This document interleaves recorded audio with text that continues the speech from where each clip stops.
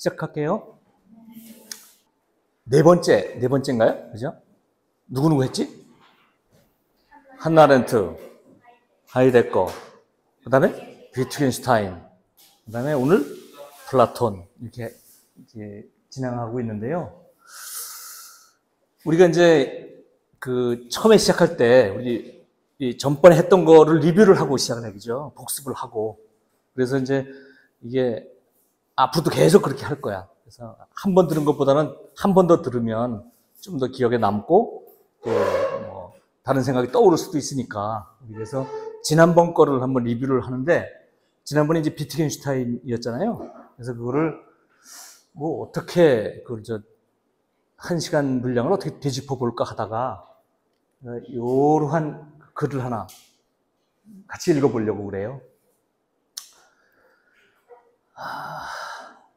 뭐 쑥스럽지만 읽어볼게요.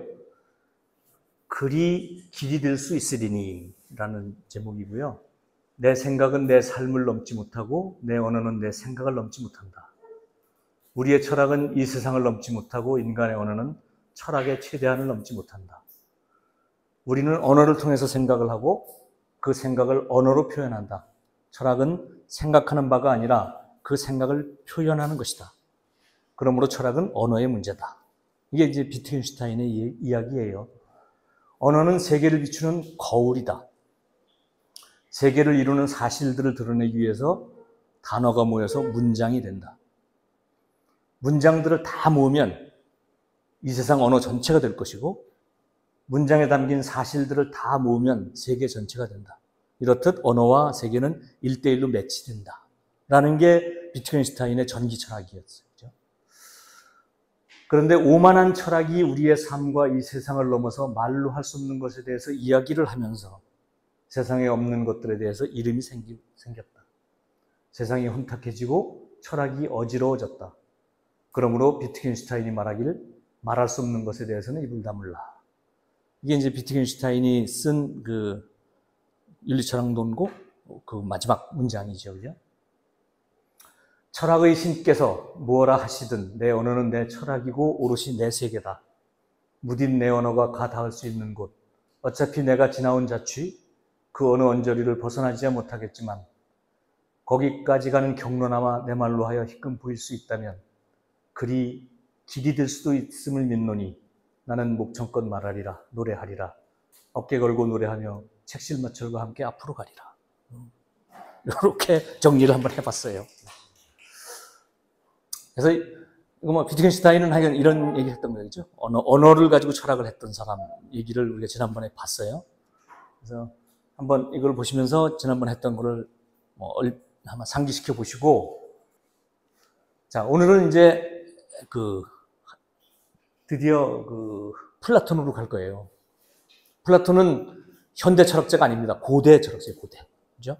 근데 굳이 플라톤을 여기다 넣은 것은 이 사람을 빼고는 현대를 이해할 수가 없기 때문에. 그래서 고민하다가, 플라톤은 우리가 한번 짚고 넘어가야 된다. 그래야 현대 철학에 대해서도 이게 연관성 속에서 이해할 수가 있게 된다.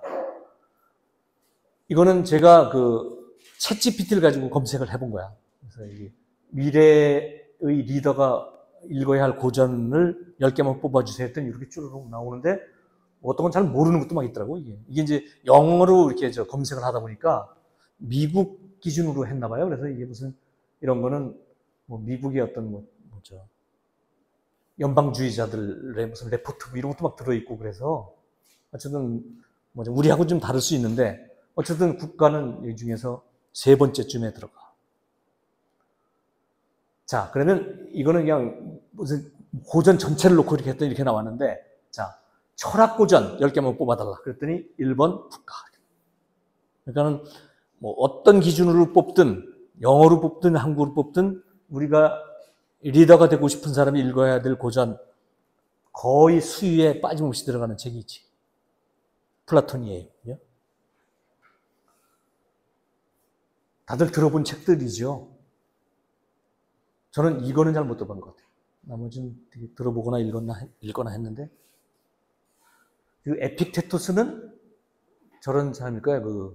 스토아 학파의 뭐 사람인데 이 사람은 무슨 노예였대요. 그래갖고 주인이 뭐 어디 패가지고 다리가 부러져가고 다리를 불구로 산 사람인데 뭐 그런 역경 속에서도 어떻게 살아야 하는지에 대한 철학을 이렇게 가다듬은 사람이라서 저는 읽어보고 싶은 책이기도 해요. 근데 좀 안 읽어봤는데 나머지는 되게 들어본 내용이죠. 근데 수위에 언제나 플라톤이 있다. 이 책의 제목은 폴리테이아라고 돼 있어요. 폴리테이아, 이게 뭐 무슨 정치학 이렇게 느껴지죠, 그죠? 그래서 이걸 정치학이라고 해석하는 사람도 있을걸? 자, 저자가 누구예요? 플라톤이 아니고? 이게 본명이에요. 플라톤의 본명이 아리스토클레스. 근데 우리는 아리스토클레스란 말을 저도 처음 들어봤어요. 그러니까 이게 그동안 본명으로 했으면 우리 엄청 헷갈렸을 것 같아요. 아리스토텔레스하고 헷갈렸을 것 같아요. 근데 이제 본명이 이건데 플라톤은 이게 뭔가 등발이 좋은 이런 뜻이라는데 떡대라는 뜻, 떡대. 그래서 이 사람은 실제로 이 운동선수였대요. 그래서 체격도 좋고 건장하고 아주 그 힘도 세고 막 그런 사람이었대. 그래서 뭐라더라, 레슬링도 뭐 하고 그랬던 사람이. 그래갖고 다들 어이 떡대 이렇게 불렀대. 그래서 이제 오늘 떡대가 쓴 폴리테이아를 볼 거야. 자, 우선 그 플라톤 이 사람이 기원전 한 400년쯤에 살던 사람이에요. 지금으로 치면 한 2500년쯤 전에 산 사람이에요. 엄청 오래된 전에 산 사람이죠. 기원전 400년에 우리나라는 어떻게 하고 있었을까? 고조선이겠지, 그죠? 고조선. 뭐, 그때도 우리나라에도 이제 이런 철학을 하는 사람이 있었겠지. 근데 그건 남아있지 않아요. 근데 이 사람 보는 남아있어. 대단하기도 하고. 또 그때 쓰여진 이 책의 어떤 이 내용이나 책 이런 게 현대로 봐서도 물론 비판할 여지가 많이 있지만 너무나 오래된 옛날 것이기 때문에 지금 읽어도 이건 뭐 현대인이 썼다고 해도 될 정도로 이게 체계가 갖춰져 있고 많은 이 논점들을 다루고 있는 게 대단하다. 역시 큰 산이다. 이런 느낌이 들 것 같아요. 이 사람의 가계도 이겁니다. 아버지가 호르도스라고 하는 왕의 후손이 돼. 이 집안이 좋아. 엄마는 솔론의 자손이래. 솔론이라고 들어봤죠? 솔론의 개혁, 그죠? 아테네를 개혁하기 위해서 그 법을 이렇게 바꿔서 굉장히 그 세세한 법을 바꿔가면서 개혁을 하려고 했는데 결국 실패로 끝나는 개혁이 되고 말았어요. 그래서 그 사람의 후손이래. 그래서 엄마, 아빠 두 집 다 그 가게가 끌끌한 집안의 그 아들이었고, 형이 아데이만토스하고 글라우콘, 또 포토네라고 하는 누나가 있었고, 그다음에 이제 플라톤이 이렇게 태어났는데, 이 아데이만토스하고 글라우콘은 이 국가에 나와. 거기 이제 그 등장인물로 나와. 근데 이제 아버지가 돌아가셔가지고 이제 피릴람페스라고 하는 사람하고 재혼을 하셔서 다시 또 태어난 동생이 있는데 안티폰이라는 동생이 있었다. 어쨌든 좋은 가문의 좋은 혈통에서 태어난 등발 좋은 플라톤, 아리스토클레스였고요. 자, 그때는 이제 여기가 그리스고 이쪽이 지금으로 치면 이제 터키에 해당되는 소아시아 반도예요. 근데 여기 이제 페르시아가 지금 이란이잖아요, 그죠? 이란이 여기까지 이제 제국을 이루고 있었고, 그다음에 여기서는 그리스가 굉장히 강국이었죠. 둘이 이제 맞붙을 수밖에 없는 이런 두 이제 세력이 맞붙어 있는 곳이었는데, 이 페르시아 쪽에 이오니아라는 데서 반란이 일어났대. 그러니까 이제 옆에 있는 나라에서 그걸 도와줬겠지. 인접하고 있는 나라가 있으면 사이가 나쁠 수밖에 없어. 그러면 이쪽에서 반란이 일어나면 그걸 살짝 도와줘. 이쪽에서 반란이 일어나면 얘네가 도와주고. 여기도 이제 그래서 이오니아 반란이 일어났더니 얘네가 이걸 도와주다가 이 페르시아가 화가 나서 쳐들어와. 그래서 이 BC 492년에 아테네를 침입했는데 결국은 물리칩니다. 그리스 세력이. 다시 또 490년, 2년 후에 또 쳐들어와. 그때 일어난 일이 마라톤. 그래서 이때도 이제 이쪽이 승리를 한 거죠. 그래갖고 승리했다는 소식을 막 전하려고 뭐 40km 정도 뛰어가지고 가서 우리가 승리했어요. 그리고 엎어져 죽었다는 그 있잖아요. 그죠? 그때가 이제 두 번째고, 다시 10년 후에 세 번째 쳐들어옵니다. 그런데 그때 스파르타하고 아테네가 둘이 힘을 합쳐가지고 또 물리쳐요. 그러니까 이게 되게 셌었나 봐. 페르시아의 세 번 차례에 걸친 공격을 다 막아냈으니까. 이제 그때 일을 그린 게 300이라는 영화가 있었죠, 얼마 전에. 그게 그때 일이래요. 그 다음에 이때서 크게 승기를 잡고 완전히 승전을 한 계기가 됐던 게 살라미스 해전이라고 되게 유명한 해전이 있었고요. 어쨌든 이 그리스하고 페르시아가 맞붙어 있던 시절에 이제 플라톤이 살았다는 얘기고요. 자, 이렇게 해서 이제 그리스에서 이 스파르타하고 아테네가 힘을 합쳐서 페르시아를 물리치고 나서 둘 사이가 나빠집니다. 둘 다 강국이 되고 나니까 서로 이제 헤게모니를 잡고자 이 아테네 쪽은 이제 델로스 동맹이라는 동맹을 만들고, 스파르타는 다른 폴리스들을 모아서 펠로폰네소스 동맹을 만들어서 이 델로스 동맹하고 펠로폰네소스 동맹이 또 맞붙은 싸움이 또 벌어집니다. 그게 펠로폰네소스 전쟁. 이거는 이제 그리스 내에서 싸우는 전쟁인 거죠. 그 당시에 아테네는 민주정을 취하고 있었고, 스파르타는 참주정을, 이제 독재정을 취하고 있었대요. 그런데 결국은 스파르타가 이겨. 그래서 아테네가 지고, 자, 참주정치를 수용할 수밖에 없어요. 이제 민주정을 못하고, 이제 참주정을 이제 수용할 수밖에 없었다. 그런데 그때 이제 플라톤 주변의 사람들이 전부 다 이 스파르타 쪽, 여기에 관련된 사람들이었대요. 플라톤의 외당숙이 뭐 외삼촌인가? 크리티아스, 그 다음에 카르미데스, 이런 사람들이 이 참주 정권의 핵심 인물로 들어가 있었고, 그러면서 민주정파, 원래 그 아테네 계열 사람들을 많이 숙청을 하게 됐대요. 근데 아테네 사람들이 마구 저항을 해가지고 참주정은 금방 끝나요. 1년 만에 끝났다든가 금방 끝나가지고 다시 민주제로 복귀를 합니다. 이 펠로폰네소스 전쟁에 참전했던 사람이 소크라테스, 플라톤의 스승인 이 사람이 이 펠로폰네소스의 전쟁에 3번이나 참전을 했었대요. 자, 지금까지 얘기했죠. 아테네가 민주제를 포기하고 참주제를 받아들이는 조건으로 항복했고, 민주제를 지지하던 사람들이 전부 다 숙청을 당하는 상황이 되었는데, 금방 이제 1년 만에 다시 이제 역전이 됐다는 얘기를 했고, 이 소크라테스의 제자들, 아까 플라톤 주변의 사람들이 이 참주제하고 연결된 사람들이 많았다. 아까 이런 사람들이었지, 그죠? 그 다음에 어떤 사람은 알키비아데스라는 사람은 스파르타로 망명을 하기도 하고, 그랬다가 이제 1년 후에 이제 전세가 역정이 돼서 민주제가 다시 되니까 아마 소크라테스는 입장이 곤란해졌을 거야. 자기 제자들이 전부 다 참주제를 지지하거나 거기 일원이었는데 참주제가 이제 패퇴를 하니까. 그래서 소크라테스가 이제 이 청년들을 타락시켰다라는 제목으로, 이게 이제 배반자의 스승이다라는 제목으로 잡혀가서 죽게 되는 거죠. 그래서 다시 말해서 이 소크라테스가 기소되고 처형을 당하는 것은 매우 정치적인 사건이다 라는 거예요. 그래서 이 사람은 이제 거기서 여러 가지 석방이 될 수 있는 여러 기회가 있었음에도 불구하고 독배를 마시고 죽었다, 이렇게 알고 있죠, 그죠?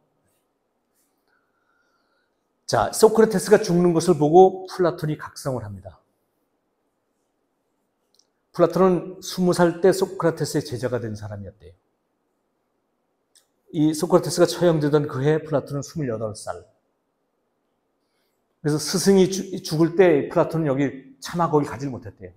자기 스승이 독배를 마시는 모습을 차마 볼 수가 없어서 그 자리 현장에는 없었다는 얘기도 있고, 어쨌든 스승이 죽은 후에 많은 데를 돌아다니면서 여러 가지 이제 공부도 하고 울분도 달래고 뭐 일종의 피신도 하고 했겠죠. 근데 그러다가 돌아다니다가 이 시칠리아라는 그 어떤 섬이죠, 그죠? 이 섬에 가서 디온이라는 사람을 만나서 여기 철인 정치에 대해서 듣게 된다는 거예요.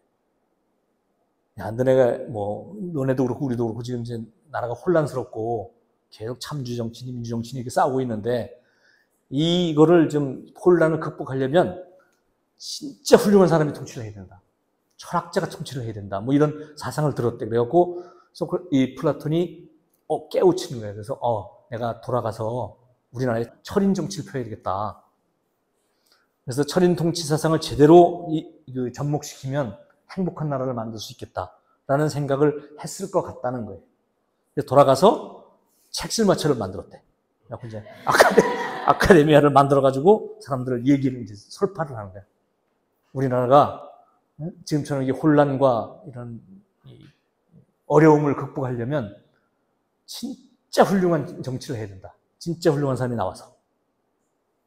그래가지고 이제 이 아카데미를 만들어서 교육을 하고 뭐 지도자를 양성하기 시작했다. 그러면서 쓴 책이 이 책이다. 그런 얘기죠. 네? 그러면서 이제 소크라테스가 죽는 모습을 보면서 이 사람은 이런 생각을 했을 거라는 거예요. 이제. 이렇게 죽으면서까지 지키고자 했던 스승의 그건 뭐였을까 도대체?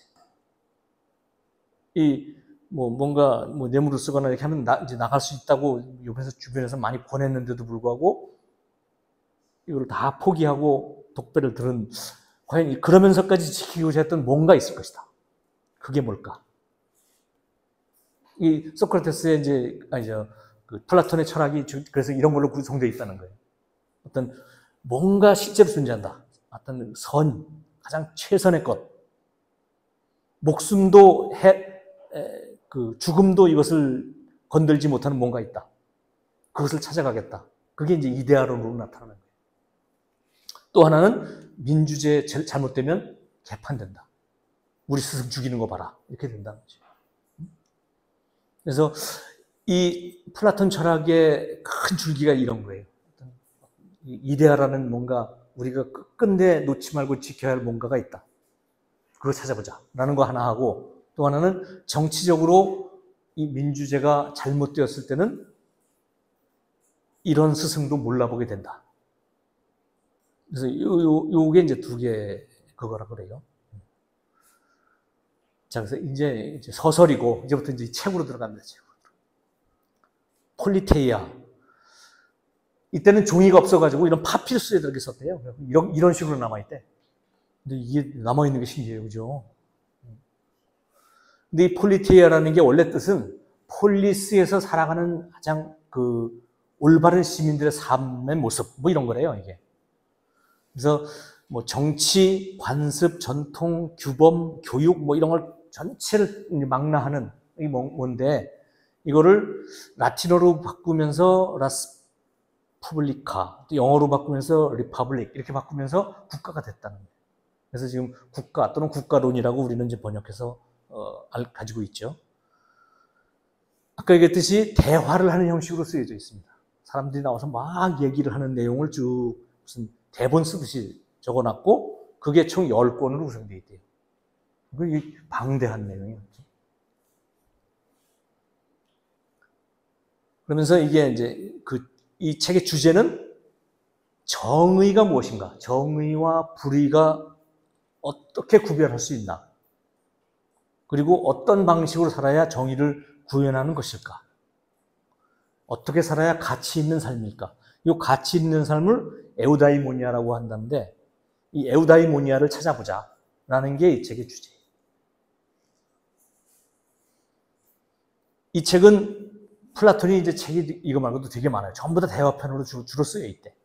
그런데 이 국가라는 이 책은 플라톤의 최고 걸작으로 일컬어집니다. 우리가 플라톤을 다 공부할 수가 없어요. 뭐 저도 물론 어렵고, 이게 지금 뭐 2000년 동안 이거 한다는데도 지금 계속 하고 있다는데, 우리가 플라톤을 전모를 알 수는 없어요. 근데 그 중에 어느 한 산기슭이라도 알기에 가장 좋은 책이 이 책일 것 같아요. 이게 그나마 플라톤의 이런 어떤 사상을 좀 종합적으로 가장 폭넓게 우리한테 전해주고 있는 책인 것 같고, 이 화이트헤드라는 사람이 이렇게 얘기했대요. 요렇게 얘기했대요. 그 유럽 철학 전통, 유럽의 철학적인 전통을 일반적으로 규정하는 가장 좋은 방법은, 가장 잘 표현하려면 플라톤에 대해서 각주를 다룬다고 하면 가장 편하다. 지금 우리 2500년 동안 하고 있는 서양 철학의 전통은 전부 다 플라톤에 대해다가 각주를 다는 작업이다. 이렇게 얘기를 했대요. 이게 매우 유명한 언급이에요. 뭐 극찬이지 극찬. 그 위에 나머지는 다 거기에 각주 사는 새끼들이다. 이렇게 얘기해요. 그런데 이 칼 포퍼라는 사람은 플라톤한테 쌍욕을 막 진짜 나쁜 놈이다. 이런. 뭐죠? 철학자가 나타나서 이렇게 딱 하면 이게 좋은 거야. 나머지는 다 안 좋아. 민주주의 안 좋아. 이렇게 얘기를 하고 더 이상 다른 반론의 기회를 안 주는 이런 철학은 하면 안 된다. 이거는 그 열린 사회에서는 그런 짓 하면 안 된다. 뭐 더 좋은 게 있으면 더 나가야 되고, 더 개선해야 되고, 반증해야 되고, 비판할 수 있어야 되는데, 플라톤처럼 엄청나게 훌륭한 철학자들이 나와서 엄청나게 훌륭한 정치를 만들면 이거는 최고의 정치의 이데아다. 끝! 요래 갖고는 안 된다. 그건 진짜 나쁜 사람이고, 그런 사람들이 그 전통이 전체주의를 만들었다. 나치도 만들고 공산주의도 만들었다. 플라톤은 이 나치의 원흉이다. 그러니까 아주 맹공을 하는 사람이 있어요. 그런 사람은 닫힌 사유를 옹호하는 사람입니다. 비판적인 이 사유를 못하게 하는 것은 절대로 있어서는 안 된다. 그래서 다음번엔 요거 칼포프를 우리가 공부할 거야. 그래서 오늘은 플라톤 엄청 훌륭한 측면을 볼 것이고, 다음번에는 플라톤 망욕하는 사람 얘기를 들을 거야. 또 한 사람이 이 사람이에요. 이 사람은 망치를 들고 다니는 사람. 플라톤 만나면 내 딸이 죽인다.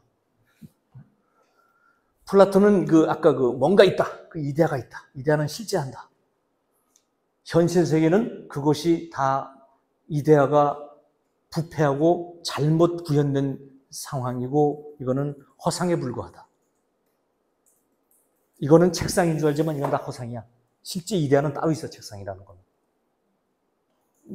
그래갖고 이게 이분법으로 그냥. 이거는 훌륭한 거, 안 좋은 거. 이건 신, 이건 인간 세계. 이건 선, 이건 악. 전부 다 이제 이렇게 영혼과 육체, 이성과 감정, 이렇게 하는 그 형이상학적 이원론을 플라톤이 처음 주창을 해서 우리 2500년의 서양 철학을 이끄는 거 잘못된 거다. 내가 다 깨부수겠다.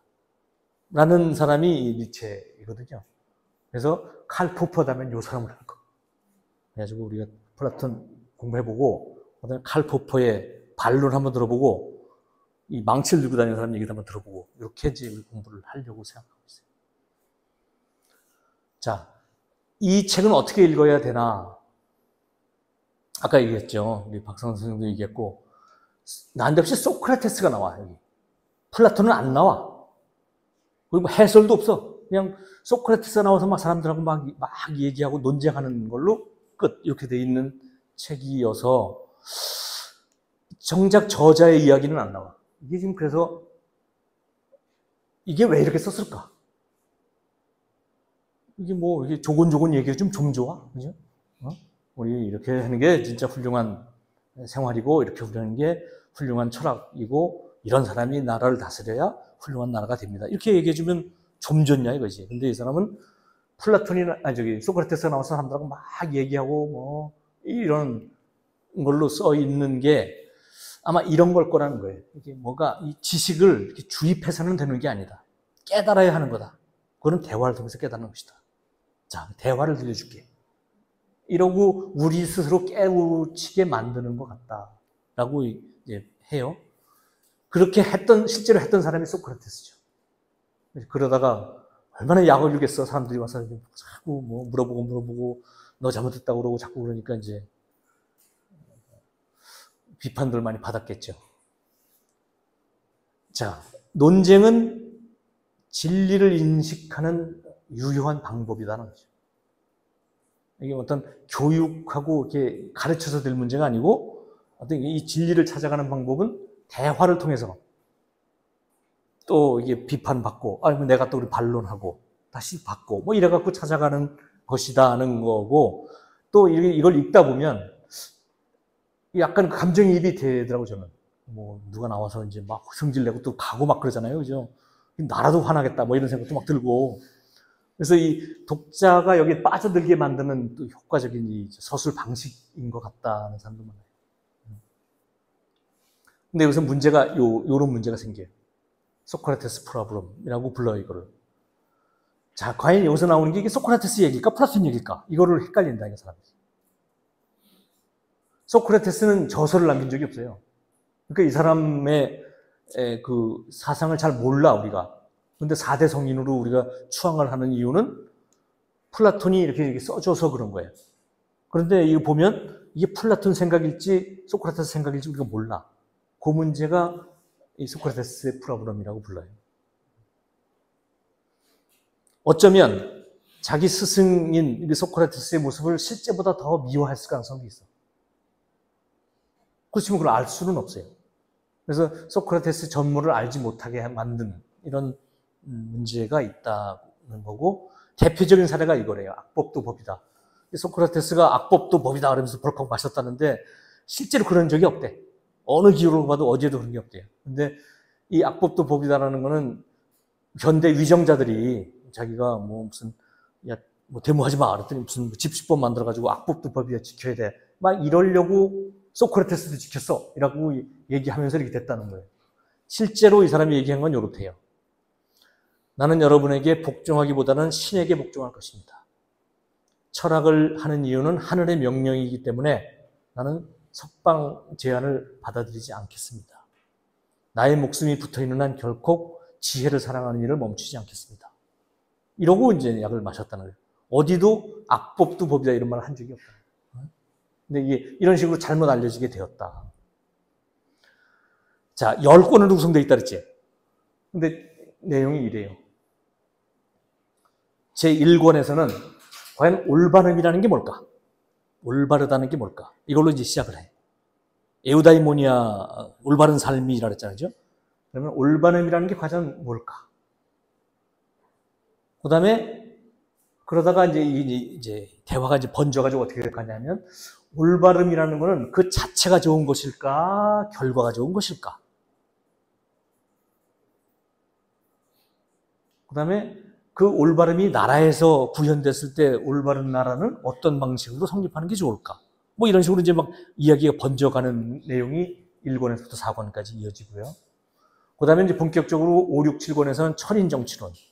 이제 진정한 이데아에 가까운 사유를 하는 철학자들이 정치를 하게 되면 어떠한 정체를 만들어낼 수 있을까라는 것을 얘기하는 부분이 이어지고, 그 다음에 이 철인 정치가 잘 안 됐을 몇 가지 케이스, 그걸 이제 명예제, 과두제, 민주제, 삼주제 이런 식으로 점점 나빠지는 방향이래요. 가장 좋은 게 철인 정치인데 이거는 이제 정치의 이데아 같은 거야.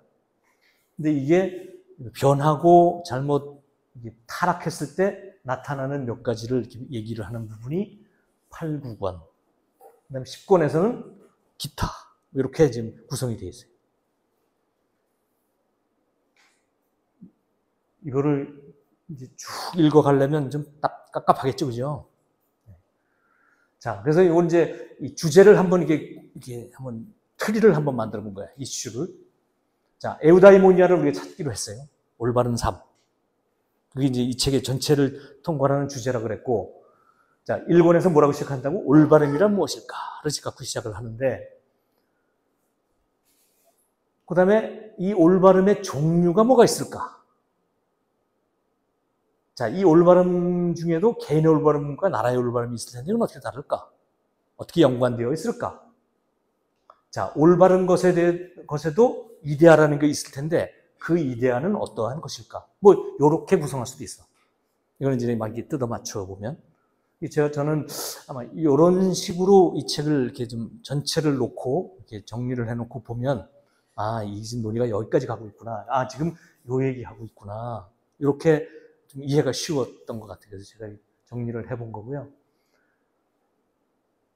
그래서 우선 우리가 쉬기 전에 우선 대화체에 한번 맛을 한번 보고 이제 이걸 보고 이제 잠깐 휴식을 취했으면 좋겠어요. 이런 식으로 대화를 해요.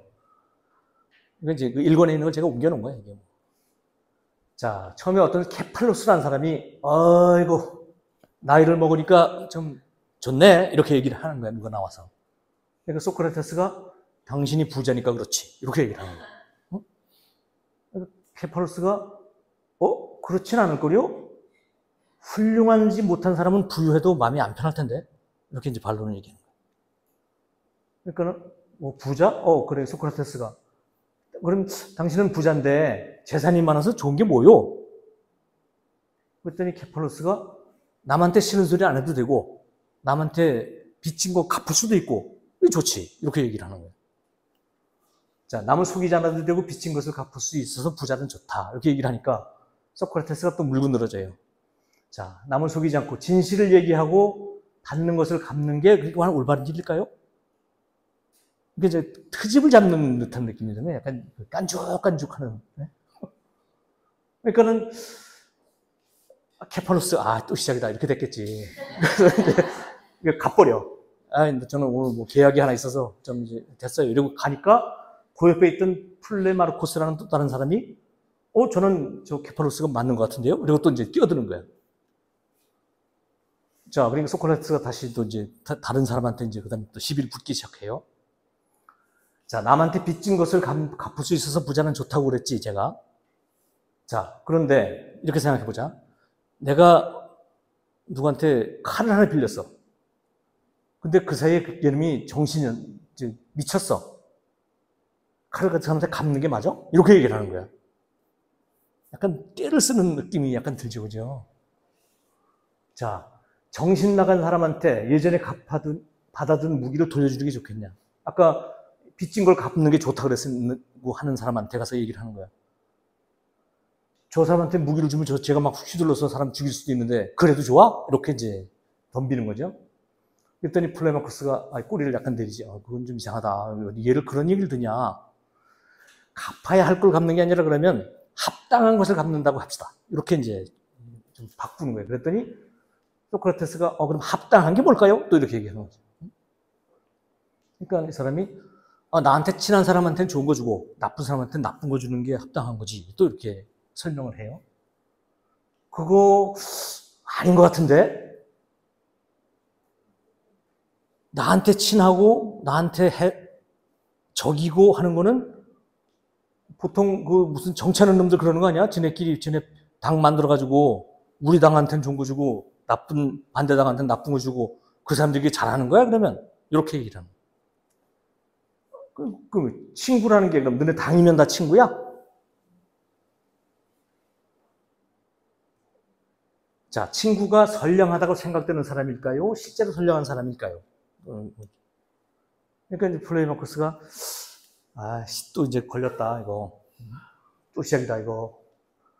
그래서 선량하다고 생각되기도 하고 실제로 선량한 사람이지 뭐라고 이제 답을 해요. 그러니까 자, 오케이. 그러면 실제로 그 별로 안 좋은 놈한테는 해로움을 준다 그랬는데 해로움을 주면 해를 입은 사람은 더 성질내갖고 나쁜 사람 될 텐데 그게 올바른 일일까? 이러면서 또 트집을 잡는. 그러니까 얘가 이제 드디어 주변에 있던 어떤 사람이 이제 화가 벌컥 나죠. 나라도 화가 날 거야. 누가 옆에서 깐죽깐죽 그러면. 당신은 계속 질문만 하고 있는데 그러지 말고 당신이 대답을 한번 해보시오. 그러니까 소크라테스가 안 넘어가. 나는 원래 잘 모르는 사람이라서 지금 묻는 거요. 이렇게 얘기를 하는.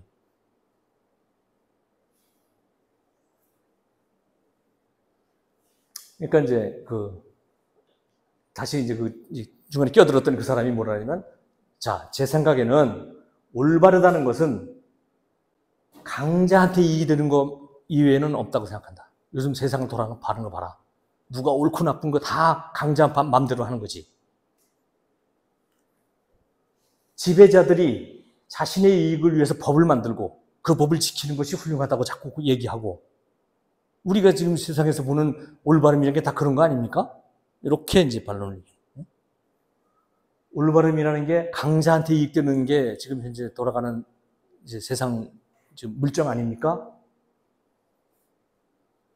그러니까 옳다는 것은 강자의 이익일 뿐이다 라는 말에 대해서 소크라테스가, 자, 그럼 그러한 법에 복종하는 것이 옳을까요? 그러니까 이 사람은 세상에 옳다는 건 다 그런 식으로 돌아간다. 그러니까 그게 과연 옳을까요? 그러니까 소크라테스가 통치자들은 뭐 자기들을 위해서 법을 만든다고 했는데 얘네는 실수를 안 하는 사람일까요? 뭐 실수할 수도 있겠죠? 라고 얘기하니까 그럼 실수를 해갖고 자기한테 유리한 법을 못 만들고 자기한테 불리한 법을 만들 수도 있을 텐데, 그렇다면 올바름이 강제이익이라는 당신 말은 모순이 되는 거 아닌가? 이렇게 이제 나 같으면 이때 귀사되게 하는 거예요. 그러니까 이제 이 사람이 아씨 이거 큰일 났다 이거 이러면서, 의사가 환자한테 실수를 하면 의사라고 할 수 없듯이 통치자가 실수를 하는 건 제대로 된 통치자가 아니지 뭐. 내가 그 말 잘못했네 이렇게 얘기를. 그러니까 또 이제 의사? 그러니까 또 의사 얘기를 또 하는 거야. 의사가 환자를 돕는 사람일까요? 돈 버는 사람일까요? 환자를 돕는 사람이지 라고 이 사람이 얘기하니까, 자, 의술이 환자에게 도움을 주는 사람이라면 마찬가지로 강자보다는 약자 이익을 생각하는 통치자여야 합니다. 이제 소크라테스 하고 싶은 얘기가 이제 나오는 거예요. 그죠? 통치술도 다스림을, 의사가 환자한테 이익을 주는 게 진짜 훌륭한 의사이듯이 통치자도 다스림을 받는 백성들한테 진짜 이익을 주는 것이 훌륭한 통치자입니다. 그러니 관직을 맡는 사람한테 그렇게 훌륭한 일을 하니까 봉급을 주는 거지요. 자, 훌륭한 나라가 생기면 참된 통치자는 자신보다는 백성들의 이익을 생각해야 할 것입니다. 이렇게 이제 이끌어내는 거예요. 이게 약간 깐죽깐죽 해가지고 사람을 지치게 만들거나 이렇게 해가지고 어쨌든 자기를 쪽으로 이끌어가는 이런 게 일장에서 나와요. 그 뒤도 다 이래. 그러니까 이게 읽으면 엄청 이 머리가 복잡해져요. 그죠? 자, 또 이제 얘기가 어떻게 되냐면, 올바르지 못한 사람이 지금 이익을 보는 게 현실 아닙니까? 현실, 지금 정치를, 우리도 비슷하잖아요. 올바르지 못한 것 같은데 제가 이제 잘 나가고 있고 막 그렇잖아. 올바르지 못한 사람이 권력만 가지고 있으면 아무도 그를 비난하지 않습니다. 그러니까 소크라테스가, 그럼, 그렇게 올바른 것처럼 진짜 올바른 사람은 현실에서는 손해를 보겠네? 그죠? 불리하겠네? 올바르지 못한 사람이 지금 권력을 갖고 이렇게 있는 상황이잖아요, 지금. 그러면 올바른 사람은 불리하겠고, 올바르지 못한 사람은 잘 나가겠네? 그러니까, 그 올바르지 못한 게 좋다라기보다는 올바른 사람이 좀 너무 순진한 거지 뭐. 이렇게 얘기를 하는 거예요. 올바르지 못한 사람은 좀 영악하고 좀 약삭빠른 거지 뭐. 이렇게 얘기를 하는 거죠. 그래? 그러면 당신 말은 올바르지 못한 거는 좋고 이게 약삭빠른 거라는 셈이네요. 그렇잖아요. 자, 소매치기 이런 거 생각하지 말고 지배자 생각해 보세요. 그렇잖아, 지금. 올바르지 못한 사람이 이익을 보고 뭔가 아주 지혜로운 것처럼 보이잖아. 그러니까 소크라테스가, 자, 올바르지 못하면서 강해질 수 있을까 생각해 봅시다. 올바르지 못하면 적을 만들 거예요. 이재명을 만들 거야. 갈등을 만들 거야. 그러면 나라 꼴이 나빠질 거야. 개인도 마찬가지야. 올바르지 못하면 영혼이 나빠질 거야. 올바름은 영혼이 뛰어난 상태를 말하는 거야. 올바르지 못한 사람이 강하고 약삭빠르고 이익이 될 수 있다는 당신 생각은 그래서 틀린 거야. 뭐 이렇게 이끌어가는 거야. 그러니까 이제 이 사람은 이렇게 얘기한 거예요. 올바른 게 뭐 현실에서는 불리하고 이게 약하고 그렇다고 이제 막 뭐라 그러니까 그냥 좀 고상 약간 좀 너무 순진한 거 뭐 이렇게 이제 등식을 만들었고, 올바르지 못한 거는 이익을 보고 강한데 이게 뭐 약삭빠른 거지 뭐 이렇게 얘기를 하는 이 사람과 소크라테스는 올바른 것은 강하고 이익이고 지혜이다. 이게 이렇지 않다. 이게 이렇게 바뀌었다라는 이 주장이 이제 두 맞붙어 있는 거죠. 그래서 이제 올바른 사람이 더 행복한지 더 훌륭한지 봅시다. 그러면서 이제 소크라테스의 이제 얘기가 점점 나옵니다. 자, 눈은 보는 게 목적이죠? 네. 그러니까 보는 것에는 보는 것의 엑셀런스라는 게 있겠죠? 훌륭함이라는 게 있겠죠? 그렇죠. 자, 영혼도 그렇겠죠? 영혼은 보살피고 다스리고 심사숙고하고 사는 게 그 기능이잖아요? 네. 그럼 그 영혼에도 뛰어난 엑셀런스라는 게 있을 거고, 영혼의 올바름이라는 것은 잘 사는 거겠네요? 네. 자, 그러면 잘 사는 사람은 행복하고 그렇지 못한 사람은 반대인 게 맞죠? 제 말이 맞죠? 이렇게 이제 설파를 하는 거죠. 맞네요? 그러니까 자, 따라서 결론 냅시다. 올바른 사람은 행복하고 이익이 되고 올바르지 않은 사람은 불행하고 이익이 되지 않는 게 맞습니다. 당신 틀렸습니다. 이렇게 이제 이 얘기를 끌어내는 거예요. 잘 이해가 됩니까? 근데 그러니까 여기까지 어떻게 되는지 하면, 올바름이란 게 뭔가를 얘기하다가 누구한테 이익이 되는지라는 문제 쪽으로 확 이제 바꿔간 거야. 그죠? 그래서 이게 강자의 이익이 올바름이냐 뭐 이런 쪽으로 막 가다가 결국은 저 소크라테스가 이렇게 정리를 했지만, 결국 진짜 올바름이 뭔지는 아직 밝혀내지 못했어. 올바름이 강자의 이익일까? 강자한테 이익이 되는 것이 영악한 것이고 지혜로운 것일까? 아닐까? 이걸 가지고 지금까지 얘기한 게 1장 내용이었어요. 그래서 결국 올바름이 무엇인지에 대해서 아직 얘기도 시작도 못한 거야. 그건 이제 2장부터 하겠다는 거죠. 이런 식으로 10장을 구성한 지. 그래서 이제 요거는 1장 부분은 어떻게 대화가 이루어지는지를 내가 보여드리려고 샘플로 이렇게 이제 옮겨드린 거고, 그 다음에 이제 정작 그럼 올바름이란 뭐 어떤 걸까? 라는 쪽으로 가는데, 이거는 이제 제가 좀 정리를 한 형태로 제가 읽은 내용을 좀 소개하는 식으로 하려고 그래요. 자, 2권에 가면, 이게 10권짜리인데 2권 갖고 있어, 지금. 이 플라톤의 아까 형제들, 그 두 형님이 있었잖아요. 그죠? 글라우콘하고 아데이만토스라는 형이 여기 이제 등장을 해. 그러면서 여기 이제 그 소크라테스와의 대화에 끼어들어요. 그래서 뭐라 그러냐면, 이 글라우콘이라는 사람이 이제 올바름이라는 게 뭘까를 가지고 문제 제기를 합니다. 그 자체가 좋은 것일까? 자체도 좋지만 결과가 좋은 것을 올바른 것이라고 하는 것일까? 아니면 자체는 별로 힘들지만 결과가 좋기 때문에 우리가 할 수밖에 없는 것을 올바른 것이라고 하는 게 좋을까? 이게 다 말이 되는 것 같아. 기쁨 이런 게 올바른 걸까? 이건 그 자체가 좋잖아, 일단. 그 다음에 자체도 좋지만 결과도 좋은 거, 공부, 책실마처럼 뭐 이런 게 올바른 것일까? 아니면 힘들지만 결과가 좋은 거, 체력 단련, 그런 걸까? 뭐 이런 이제 문제 제기를 해요. 그러면서 또 어떤 거냐면, 그럼 이 올바른 것이 처음에는 어디서부터 왔을까? 이것도 생각해 봅시다. 이렇게 또 얘기를 해. 자, 이게 이제 사회계약설 비슷한 거야. 원래는 이게 그냥 가만 놔두면 서로들 자기 이익을 위해서는 막 서로 만인에 대한 투쟁을 하는 상황이 만들어질 것인데, 그것을 피하기 위해서 공동체 구성원들이 이익을 이렇게 유지하기 위해서 어떤 올바름이라는 것을 정해놓고 법으로 정한 것일까? 이게 그 기원일까? 이렇게 문제 제기를 해요. 그랬더니 또 다른 형 중에 한 명이 독사의 문제, 평판의 문제를 얘기를 해. 올바름이 가져온 이익이나 올바름이지 못함이 가져오는 불이익, 이런 거는 사실은 다 남들 눈 아니야? 이렇게 얘기를 해. 올바르지 못한 사람도 남들 눈에 좋게 보이면 그건 올바른 거 아니냐? 이런 문제를 제기하는 거예요.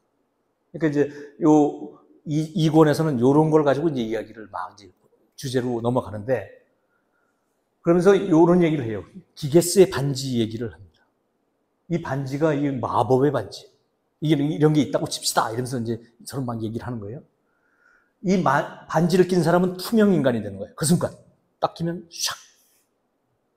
멋대로 할 수 있는 자유가 주어져. 그럴 때 악한 사람은 어떻게 할까? 온갖 나쁜 짓 다 하겠지. 아무도 안 보는데. 아름다운 왕비를 꼬시고 왕을 죽이고 자기가 나라를 차지할 거야. 자, 올바른 사람이 반지를 끼면 어떻게 될까? 비슷할걸. 이렇게 얘기합니다. 자, 올바른 사람이 올바른 행위를 하는 것은 이걸 남들이 보기 때문에 안 하는 거야. 법에 걸릴까봐. 만약에 이걸 끼고 마법의 반지를 끼고 자기가 투명 인간이 된다면 비슷한 짓 할 것 같은데? 이렇게. 올바르지 못한 자의 삶이 올바른 자보다 더 행복할 수 있다. 또는 비슷하다. 올바르지 못, 이런 마법의 반지만 있다면. 이건 이제 독사의 문제죠. 남들이 보기 때문에 그런 거다. 평판 때문에 그런 거다. 지금 누구를 생각할지 모르지만 정당을 만들어서 자기 반대하는 사람을 다 내쫓고 KBS, MBC 다 장악하고 그러다가 이제 신한테 지옥 갈 것 같으니까 천공 같은 사람 불러다가 하고 이러면 이 반지 낀 거랑 비슷하게 되면 다 올바른 게 그러면 도대체 뭐야? 남들의 평판에 노출되지 않는다면 그래도 올바른 게 무엇일까? 이런 문제를 이제 제기를 하는데 소크라테스는 이제 요 문제를 풀어야 됩니다. 자, 가장 훌륭한 올바름이라는 것은 그 자체가 올바르기도 하고 거기서 생기는 결과도 올바른 것이라는 것을 증명해야 돼. 또 하나는 도덕은 궁극적으로 인간의 본성 또는 혼의 훌륭한 상태에서 나오는 것을 증명해야 돼. 독사가 아니고 남들의 평판 이게 아니고 원래 본성적으로 좋다는 것을 증명해야 되는 이제 문제에 봉착한 거예요. 그다음에 이것을 이렇게 올바름을 이렇게 확실히 이렇게 잡아낼 수 있어야 자 올바름을 택해야 되는 이유를 확인해야 이것을 정치 철학적으로 가져갈 수 있어. 그럼 이와 같은 올바름을 정치에서 구현하려면 어떠한 정체를 만들어야 될까? 어떠한 정치 체제를 만들어야 될까? 이렇게 가려면 이 문제를 풀어야 되는 게 소크라테스의 문제야. 2장부터의 문제라고. 그러면서 이 사람이 이렇게 얘기를 합니다. 자, 요거 한번 읽어봐 주시겠습니까? 읽어봐 주시겠어요? 잘 안 읽어지죠? 이럴 때는 이거를 보고 봅니다. 큰 글씨를 먼저 보고 작은 글씨를 보면 훨씬 더 쉽게 알아볼 수 있다. 읽을 수 있죠, 이제? 요렇다는 거야. 자, 우리가 올바른 거 얘기할 때 요거 찾으려면 어려우니까 우선 큰 것부터 봅시다. 나라부터 봅시다. 나라의 올바름을 보면 그 다음에 개인의 올바름은 찾아낼 수 있을 거야. 자, 그래서 나라의 올바름을 이렇게 찾아보는 거야. 올바른 나라라는 게 뭘까? 그래서 분업의 원칙을 얘기합니다. 이게 아담 스미스가 막 생각나는 이런. 우리는 각자 혼자서 자족할 수는 없다. 자급자족하면서 살 수는 없다. 그래서 우리가 상호 간에 협력할 필요가 있고 그래서 우리가 분업을 하고 있는 것이다. 나라도 마찬가지다. 나라의 가장 훌륭한 중요한 원칙은 각각의 구성원들이 어떻게 분업할 것인가에 달려있다. 완벽하게 훌륭한 나라라는 것은 요 세 가지가 잘 분업이 이루어지는 상태를 완벽하게 훌륭한 나라라고 하는 것이다. 지혜롭고 용기 있고 절제가 이루어질 때, 이것이 국가 구성원들 간에 잘 분업이 되고 있을 때, 요럴 때 훌륭한 나라라고 하는 것이다. 지식은 이 나라 전체 운명과 관련해서 문제를 잘 처리할 수 있는 이런 지식을 얘기하는 것이다.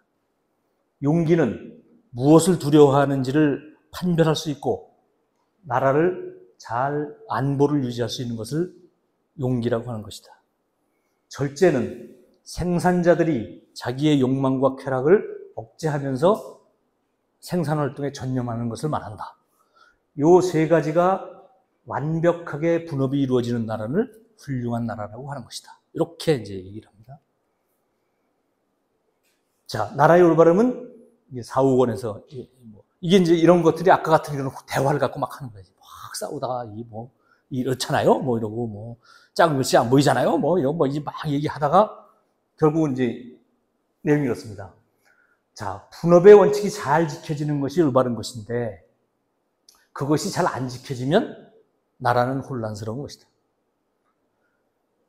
지혜를 담당하는 지도자, 용기를 담당하는 군인 또는 검찰, 경찰, 절제를 담당하는 생산계급 이런 사람들이 잘 분업이 이루어지는 거. 이게 잘 좋은 나라예요.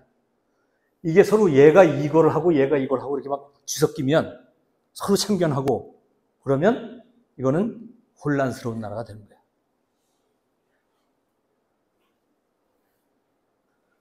통치자들에게는 나라의 그 중대한 문제를 해결할 수 있는 능력이 있어야 하고 군인, 경찰 이런 사람들은 용기 있는 사람들이 복무를 해야 하며 생산자 계층들은 자기한테 주어진 일을 적합한 일을 하면서 누가 다스려야 하는지 간에 이런 합의가 이루어지는 이런 상태. 요게 훌륭한 나라인 거야.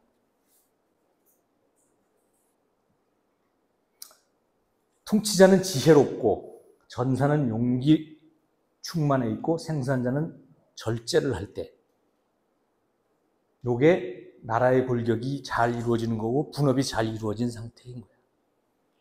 아까 큰 글씨를 보고 나니까 작은 글씨가 잘 보이지? 그러면서 개인의 올바름도 마찬가지인 거야. 이성에 관한 부분, 그 다음에 감정에 관한 부분, 사람의 욕구에 관한 부분이 잘 이렇게 분업이 이루어지고 서로 상대방을 이렇게 허트하지 않을 때, 참견하지 않을 때, 우리의 혼도 이런 상태가 있을 때 그게 가장 아름다운 거야. 이렇게 이야기를 이끌어가요. 이게 마음에 안 들 수도 있어. 그렇지만 플라톤이 이렇게 했다고. 예? 자, 그래서 개인의 올바름이라는 것도 아까 지금 나라를 보니까 그렇듯이 개인의 올바름도 마찬가지라는 거죠. 이성, 격정, 욕구 이것들이 딱 위계와 질서가 유지될 때 요럴 때는 혼이 아름다운 거야. 이성은 혼의 좋은 것과 나쁜 것을 판단하고 배움을 좋아하고 지혜를 사랑하는 철학 이런 것을 담당하고 격정, 자존심, 자기 자존감, 명예감 이런 것에 근거하면서 이성에 복종할 때 욕구 이런 것과는 무관하게 자기의 욕구의 대상을 무조건 갈구하는 어떤 그 살아있겠다는 어떤 이런 근원적인 어떤 욕구 같은 건데 이런 것들이 이성의 지도에 잘 따를 때 이런 상태에 있으면 이 사람은 올바른 사람이에요.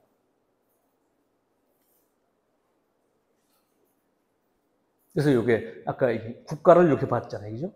통치자는 지혜롭고 수호자는 용기에 가득 차 있고 생산자는 절제가 이루어질 때 그것이 정의로운 국가의 뜻이 똑같이 인간의 영혼에 대해서도 대응할 수 있다. 여기에 대응되는 것이 이성, 여기에 대응되는 것이 기계, 여기에 대응되는 것이 욕구다. 이것들이 잘 분업이 이루어질 때 이 사람은 정의로운 인간이 되는 거야. 결론을 이렇게 냅니다. 어떤 방식을 통해서? 아까 같은 이런 대화를 통해서. 자, 이래서 이제 올바름이 어떤 게 올바른 상태라는 걸 정했어. 그것을 유지하기 위해서는 어떻게 해야 되느냐? 교육을 잘해야 돼.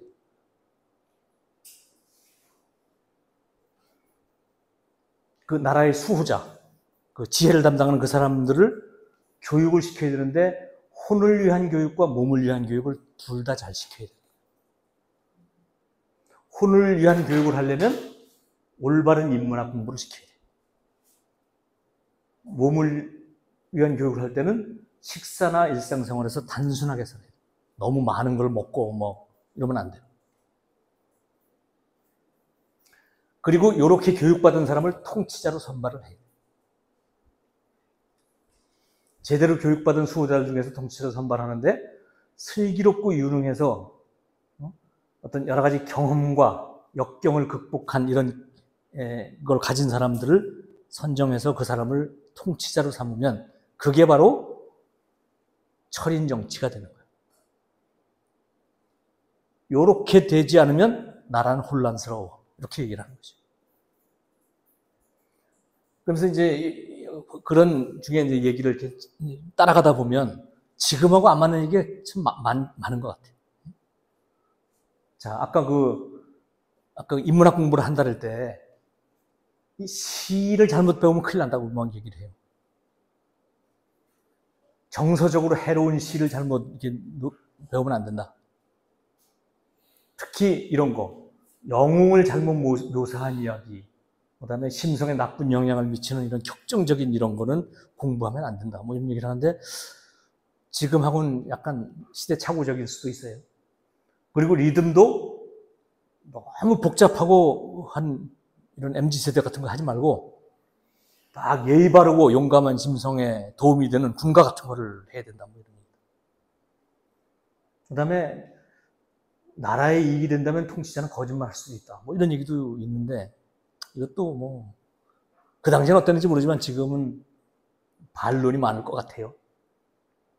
특히 어떤 걸 하면 안 돼, 어떤 거를 해야 되냐면 나라에 대해서 헌신을 증진시키기 위해서 이 건국신화를 멋지게 날조해가지고 우리는 고음의 민족이야 뭐 이런 걸 하지 말라는 이런 거 해야 된다는 거야. 거짓말 필요하면 할 수도 있고 그 다음에 약한 사람을 너무 이렇게 돌봐가지고 치료하고 살리고 그러지 말아야 된다. 뭐 강한 사람만 길러야 된다. 뭐 약한 어린이는 뭐 도태시켜야 된다. 뭐 이런 얘기도 하는데 지금으로서 있을 수 없는 얘기죠, 그죠? 그다음에 이런 것도 해요. 이 권력 남용을 금지하고 재산을 제한하고 뭐 그래서 처자를 다 공유를 해야 된다. 지금 이게 뭐 불가능하거나 좀 도덕적이지 않은 얘기도 있죠, 그죠? 자, 그러면서 이제 뭐 그런 것도 있지만, 그건 이제 우리가 뭐 시대가 이렇게 바뀌었다는 생각을 감안하고 이 책을 읽어야 된다는 느낌이고요. 자, 그러면 이제 본격적으로 이제 그와 같이 통치자를 이렇게 양성해서 철인 정치를 피는 모습이 이제 5, 6권에 나와요. 어떤 그 정치 체제가 되냐 하면, 여기서 이제 이런 느낌이, 저는 이거 보면서 이런 느낌이 들었어. 이 철인 정치론, 이 철학자가 이 완벽한 교육을 받고, 그 다음에 이 지혜, 용기, 뭐, 이게 분업이 쫙 이루어지는 상태에서 이런 교육을 받은 사람이 통치를 하는 이런 거를 이상으로 내세우는데, 과연 이게 얼마나 맞을까? 뭐 이런 얘기를 하고, 특히 칼포프 같은 사람이 공격을 해, 이런 부분에 대해서. 그거는, 그래서 이 사람은 뭐라고 얘기했냐면, 이 철인 통치를 한다는 얘기는 지가 하고 싶어서 그런 거 아니야? 이렇게. 자기 철학자니까. 그래서 이 폴리테이아라는 이 책은 자기가 이거를 나라를 다스려보고 싶다는 이런 제안서 비슷한 거다. 뭐, 이렇게 얘기를 하는데, 과연 그럴까? 과연 어떻게 해석해야 될까? 이런 부분도 있고요. 그 다음에 이게, 과연 플라톤이 이게 가능하다고 믿었을까? 그 머리 좋고 훌륭한 사람이? 어쩌면 이게 실현 가능하다는 측면보다는 가장 아름다운 나라를 구성하는 그 원칙 같은 거를 보여주고 싶지 않았을까? 이런 생각도 있고요. 어떤 사람도 이렇게 주장하는 사람도 있어. 요거는 역설적으로 얘기하는 거다. 당시 철학자들은 이렇게 좀 막 그 매도되고 있었대요. 그래서 별로 뭐 쓸모없는 사람들이라는 매도를 되고 있었고, 그 다음에 이 폴리테이라는 이 책에서도 사실은 철학자들은 현실 정치에 관여를 안 하고 어떤 그 이데아의 탐구 이런 쪽을 하는 사람으로 그려져 있어요. 그래서 과연 이런 사람한테 이 국가의 운영을 맡겨야 된다고 플라톤이 진짜 생각했을까? 오히려 이런 거 아니야? 이런 사람들이 다스리기 전에 절대로 안 고쳐져 라는 얘기를 하고 싶었던 거 아닐까? 뭐 이렇게 얘기하는 사람도 있어요. 근데 뭐 그건 우리는 알 수가 없어요. 근데 어쨌든 참 이걸 보면서 이거를 이 사람이 믿었을까? 이게 실현 가능할까? 이런, 그 다음에 이게 맞을까? 그 당시엔 맞았을까? 이런 의문이 많긴 많아. 어쨌거나, 자, 이 철학자는 어떤 사람일까? 이 철학자가 다스려야 된다 그랬는데, 철학자는 지혜를 사랑하는 사람, 필로소피 같은 사람이죠. 배움을 좋아하는 사람이어야 된다. 그리고 또 하나가 요 얘기를 해요. 이데아를 알아낼 수 있는 사람. 그 이데아를 형상이라고도 이제 다른 말로 써요. 형상을 알아낼 수 있는 사람. 자, 다시 말해서 요게 아름답다. 요거는 진짜 훌륭한 책상이다. 요거는 예쁜 꽃이다. 이런 거 말고, 자, 아름다움의 이데아는 뭘까? 이런 거 생각하는 사람이어야 된다는 거죠. 책상의 이데아는 뭘까? 이런 거 생각하는 사람이어야 된다. 책상 튼튼하군. 이런 거 생각하는 사람 말고, 그 아름다움 그 자체를 보고자 하는 이런 사람들이 철학자고, 이런 사람들이 나라를 다스려야 된다. 그래야 아까와 같은 분업이 팍 갖춰지고 서로 이렇게 참견 안 하는 상태가 된다. 그게 훌륭한 나라다. 이렇게 얘기를 하고, 그래서 이제 6권에서는 또 이런 얘기도 합니다.